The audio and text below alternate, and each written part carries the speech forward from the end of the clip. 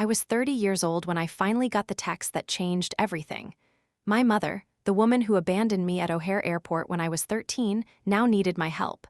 17 years of silence, and suddenly my phone lit up with her name. "Susan, please, I have no one else to turn to." The irony wasn't lost on me. I stared at those words until my screen went dark, remembering how it felt to sit alone in that airport, watching the minutes tick by, slowly realizing that no one was coming back for me. What she didn't know was that I'd been waiting for this moment, planning for it, and now everything was finally falling into place. I'm Susan Clark from Peoria, Illinois. And this is the story of how I made my mother feel exactly what I felt the day she chose her new family over me. Have you ever been betrayed by someone who was supposed to love you unconditionally? What would you do if you had the chance to make them understand what they did to you? Leave your thoughts in the comments, and if this story resonates with you, please hit the like button as I take you through my journey. My childhood wasn't perfect, but it wasn't terrible either. My dad left when I was 8, and for 5 years it was just Mom and me. Carol Clark, hardworking real estate agent, terrible cook, and the woman who braided my hair every morning before school. We weren't rich, but we got by. Our 2-bedroom apartment was small but comfortable, and I never doubted that she loved me. Until she met Richard. Richard Tanner swept into our lives like a tornado. A successful businessman, divorced father of 2, and suddenly my mother's whole world. Within 6 months, they were engaged. His kids, Amber and Jason, were 10 and 12, close to my age but worlds apart in privilege. They had designer clothes, the latest electronics, and attitudes to match. "They're going to be your new siblings," Mom told me, her eyes shining with excitement I hadn't seen since before Dad left. "Isn't that wonderful?" It wasn't wonderful, not even close, but I nodded and smiled because I'd never seen her so happy. The wedding was small but elegant. Richard paid for everything. My mother looked beautiful in her cream-colored dress, and I wore a pale blue bridesmaid outfit that matched Amber's. The photographer kept positioning us as the perfect blended family. Looking back at those photos now, I can see what I couldn't then, how my mother was already edging me out of the frame.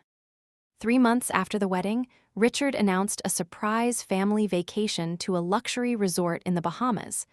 I remember the way Mom clapped her hands together in delight. "We've never been anywhere like that," she told me later that night. "This is our chance for a fresh start, Susan, to really be part of something special." I was excited too. I'd never been on a plane before. Mom helped me pack my suitcase, carefully folding my new swimsuit and summer clothes Richard had bought for all of us. "You're going to love it," she promised. The morning of our flight, we all piled into Richard's Range Rover. The drive to Chicago O'Hare was filled with Amber and Jason arguing over who would get the window seat on the plane, while Richard kept checking his watch. My mother seemed anxious, constantly checking and rechecking our documents. We arrived at the airport 3 hours early. Richard insisted we needed plenty of time to get through security. My mother nodded along to everything he said, something I'd noticed happening more and more. At the check-in counter, the airline employee frowned at our tickets. "There seems to be an issue," she said, typing something into her computer. "I'm only showing 4 passengers for this reservation." Richard stepped forward. "That's correct, 4 passengers." My mother put her hand on my shoulder. "Susan, honey, why don't you go sit over there while we sort this out?" She pointed to a row of seats near a coffee shop. "I'll get you some hot chocolate in a minute." I did as I was told. I watched them talking with the airline employee, my mother nodding while Richard did all the talking. Then they all walked away towards security, Mom, Richard, Amber, and Jason, with their carry-ons rolling behind them. Mom turned once, waved, and mouthed something I couldn't make out. I waited. 1 hour passed. Then 2. I kept thinking she would come back with that hot chocolate.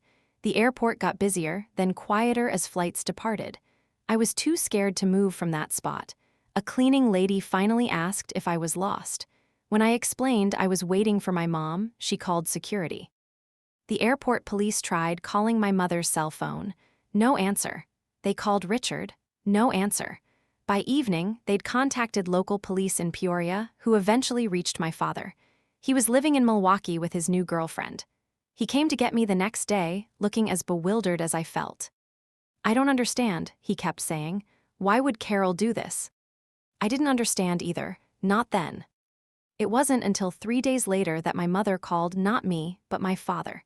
I only heard his side of the conversation, but I could piece it together. She wasn't coming back for me. Richard had gotten a once-in-a-lifetime opportunity to extend their vacation into a month-long stay with the potential of business connections that could set them up for life. She said I'd be better off with my dad anyway. Just like that, I was erased from her life. My dad wasn't prepared to be a full-time parent. His girlfriend wasn't thrilled about having a traumatized 13-year-old suddenly living with them. But to his credit, he tried. We moved into a slightly bigger apartment. He enrolled me in a new school. He took me to one therapy session, which he couldn't afford to continue. Meanwhile, my mother's vacation extended from 1 month to 3. Then came the news that they were staying in the Bahamas permanently.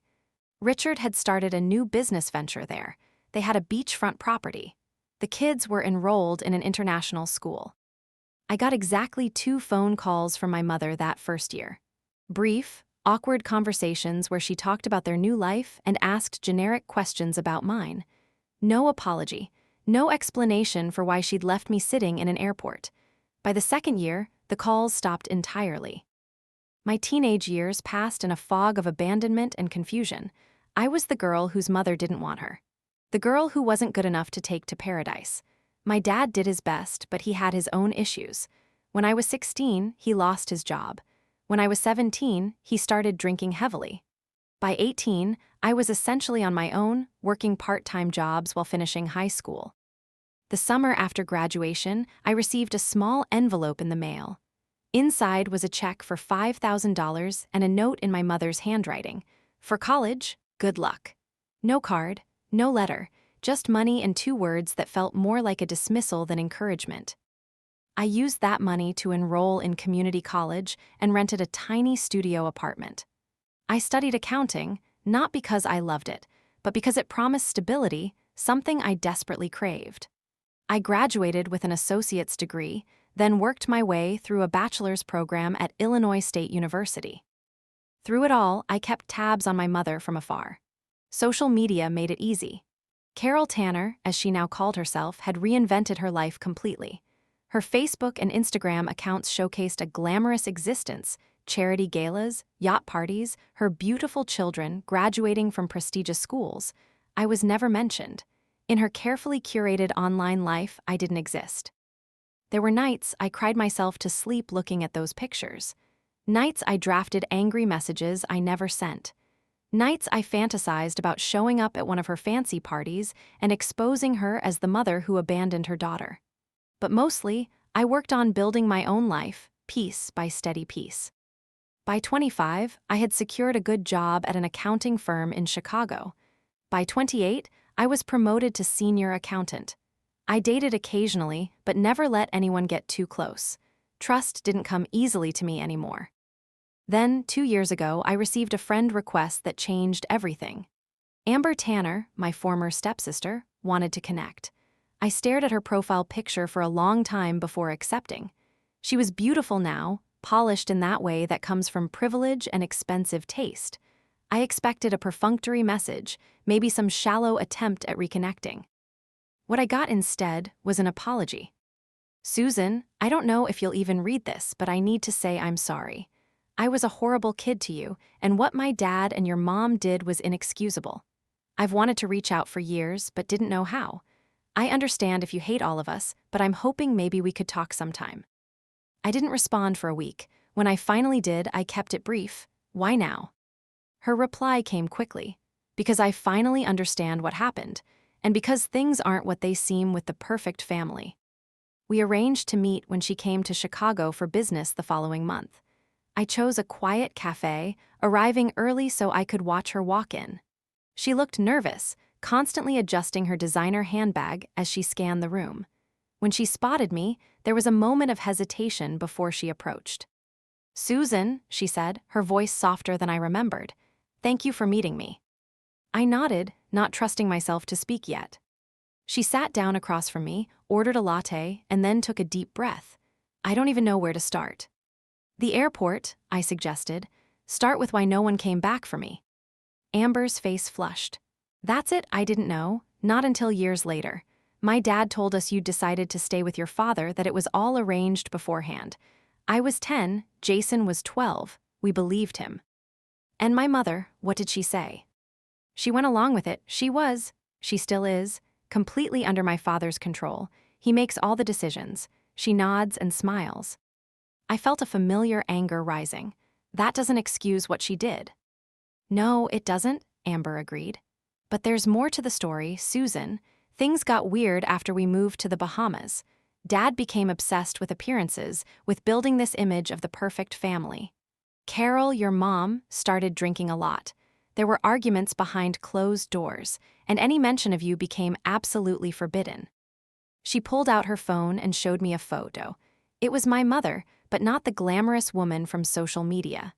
This woman looked tired, thin, and had a fragility that shocked me. This is from last Christmas, Amber explained. Dad made her get dressed up for the official photos, but this is what she looks like most days now. Why are you showing me this? I asked, pushing the phone away. Because I think you deserve to know the truth. My father is not a good man, Susan. The business in the Bahamas, it was all about tax evasion. He's been moving money through shell companies for years. Your mother got caught up in it, signed things she shouldn't have. Now she's trapped.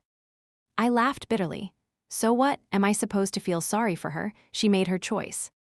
No, Amber said firmly. You shouldn't feel sorry for her, but you should know that she has regretted what happened every day since.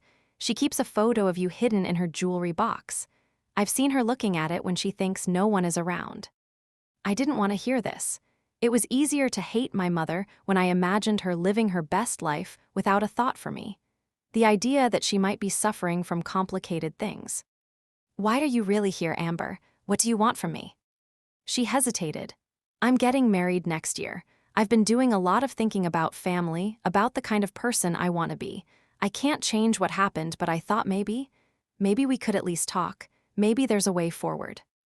I didn't know what to say to that. Part of me wanted to tell her to go to hell, to take her guilt and her complicated family drama and leave me alone. But another part, a part I barely recognized, was curious. There's something else, Amber added, reaching into her bag. She pulled out a small leather-bound book.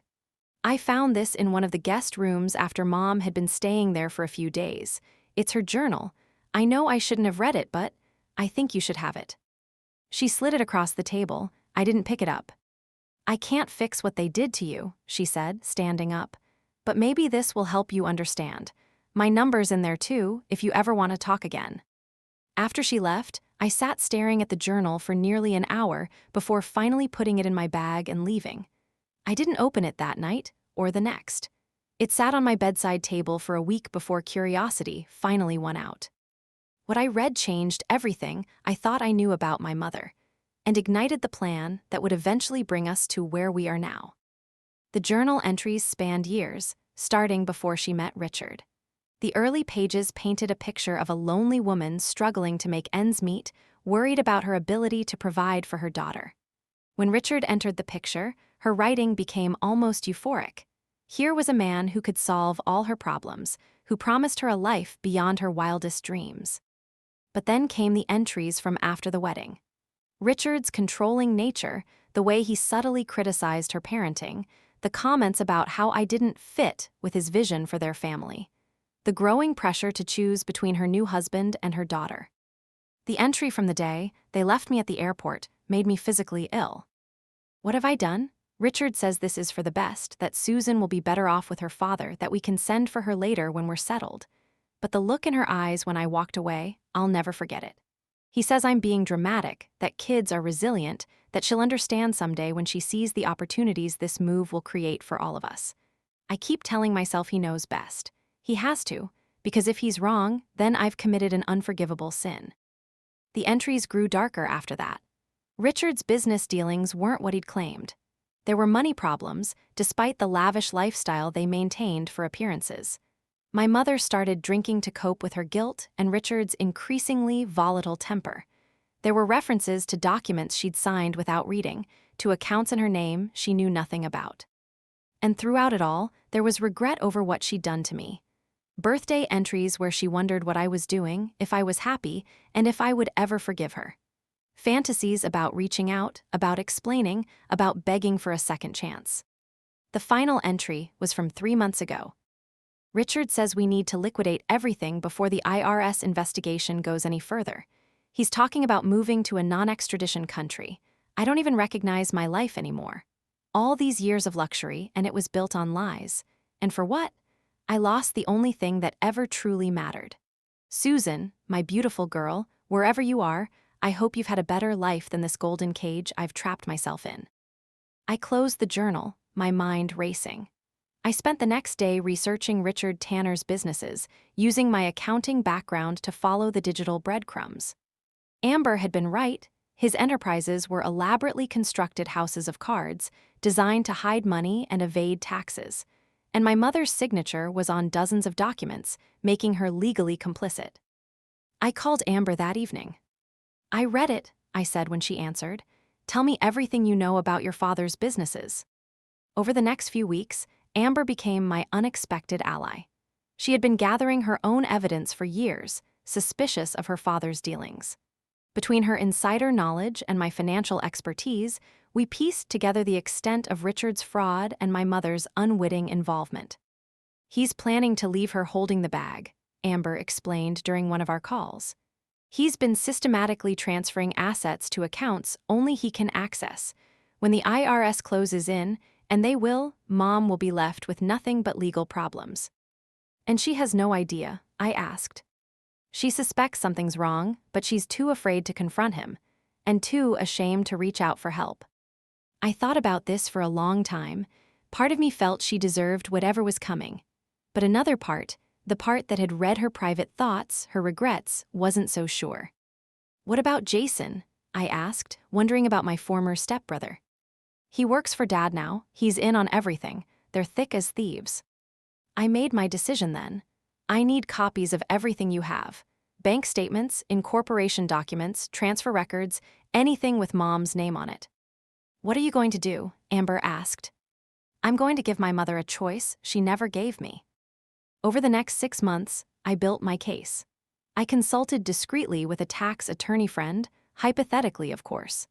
I created spreadsheets documenting every fraudulent transaction and every tax law violated. I established a clear paper trail showing how Richard had manipulated my mother into signing documents, how he'd set her up to take the fall. Then I waited. The text came exactly as I'd expected it would. The IRS had finally moved, freezing accounts and launching a formal investigation. Richard had disappeared with most of the liquid assets, leaving my mother to face the music alone. As Amber had predicted, as I had prepared for. "Susan, please, I have no one else to turn to." I didn't respond immediately. I let her wait, let her feel the uncertainty I'd felt in that airport, let her wonder if help was coming. Then, after 3 days, I texted back. "Peoria Marriott, room 713. Tomorrow, 2 p.m., come alone." She arrived 15 minutes early. I watched through the peephole as she paced the hallway, checking her watch repeatedly. She looked older than her 52 years, her once perfect blonde hair now streaked with gray, her designer clothes hanging loose on her frame. When I finally opened the door, she froze. "Susan," she whispered, her eyes filling with tears. "You came." I stepped aside to let her in without embracing her. "Sit down, Mom. We have a lot to talk about." She perched on the edge of the desk chair while I remained standing. The power dynamic wasn't lost on either of us. "Thank you for meeting me," she began, her voice shaking. "I know I don't deserve." "Stop," I interrupted. "I'm not here for apologies or explanations. I'm here because I have information you need."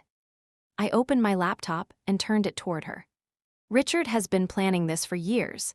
He's been systematically setting you up to take the fall for his financial crimes. The IRS investigation isn't looking at tax evasion anymore. They're building a case for fraud, money laundering, and possibly conspiracy." Her face went pale. "How do you know all this?" "That doesn't matter.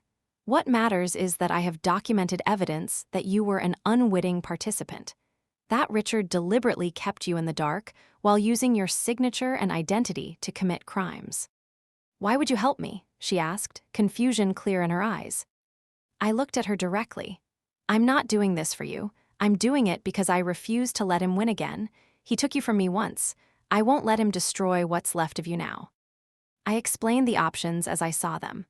Option 1, she could continue running, looking over her shoulder, waiting for the inevitable arrest. Option 2, she could work with me to build a case against Richard, potentially reducing her own legal exposure in exchange for cooperation. But why would you go to all this trouble, she asked, after what I did to you? I finally sat down across from her.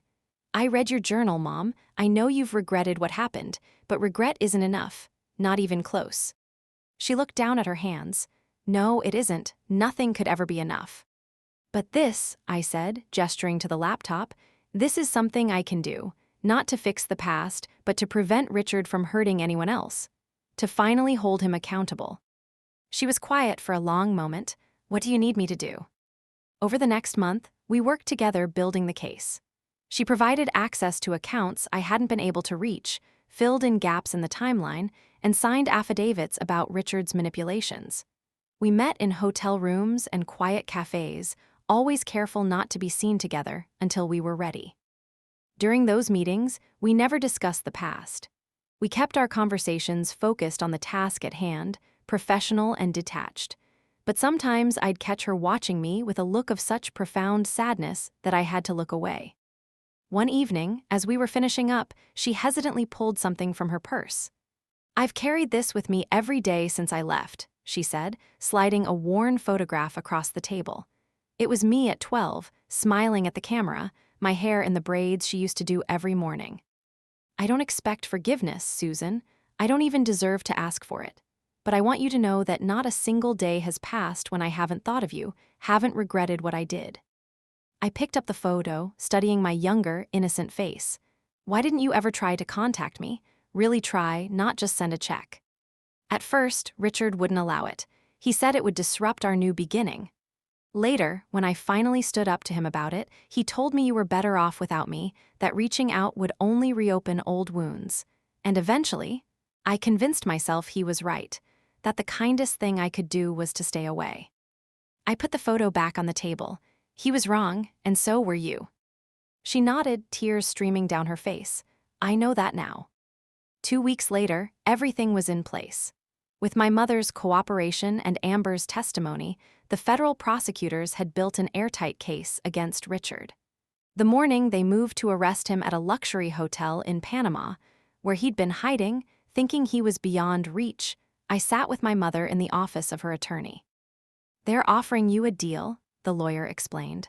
Full cooperation, testimony against Richard, and in exchange, they'll recommend probation instead of jail time.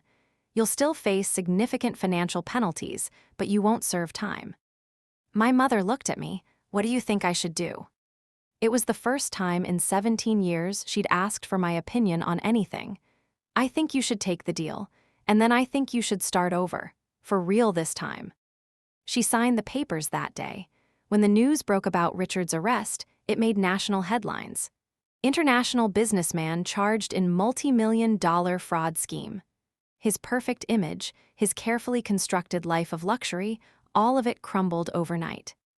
Jason, who'd been complicit in his father's schemes, was arrested the same day.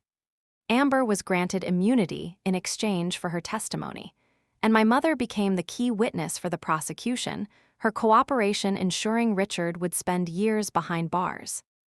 In the aftermath, she lost almost everything. The beachfront house, the luxury cars, the jewelry, all seized or liquidated to pay penalties and restitution. By the time the dust settled, she was left with little more than a small savings account and the clothes in her suitcase. What will you do now? I asked her the day after she finished her testimony. I don't know, she admitted. Start over somewhere, I guess, try to build some kind of life. I thought about this for a long time before making my final decision. There's a small apartment available in my building. It's nothing fancy, but it's clean and safe. If you want it to be, closer. The look on her face, hope mixed with disbelief, almost broke my resolve. You would do that, after everything.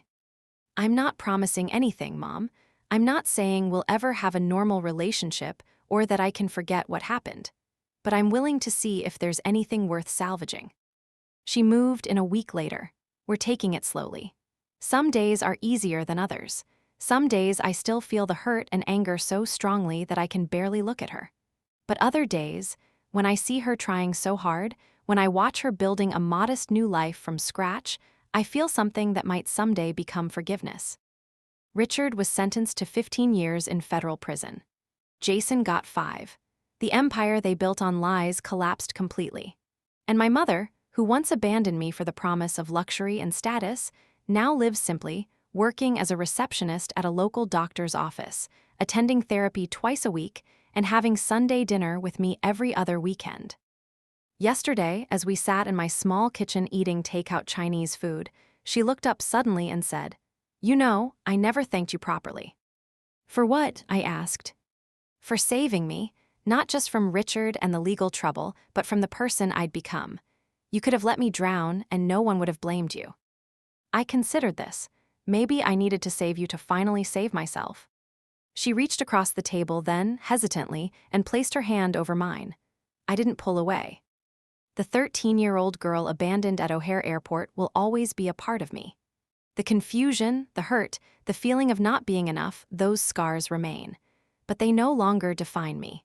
What defines me now are the choices I've made, the strength I've found, and the understanding that sometimes the best revenge isn't about destruction, but reconstruction.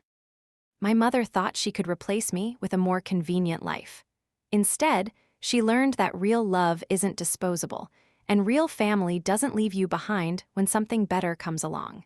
She had to lose everything to understand what should have been precious to her all along. As for me, I've learned that justice doesn't always look like we expect it to. Sometimes it's quieter, more complex. Sometimes it means being strong enough to offer a second chance that wasn't offered to you. Do you think everyone deserves a second chance? Or are some betrayals too deep to ever truly forgive? I'd love to hear your thoughts in the comments below. If my story touched something in you, please consider subscribing for more real stories about family, betrayal, and finding your way forward. Because while we can't choose the wounds life gives us, we can choose how they shape us, and whether we let them define our future or fuel our strength.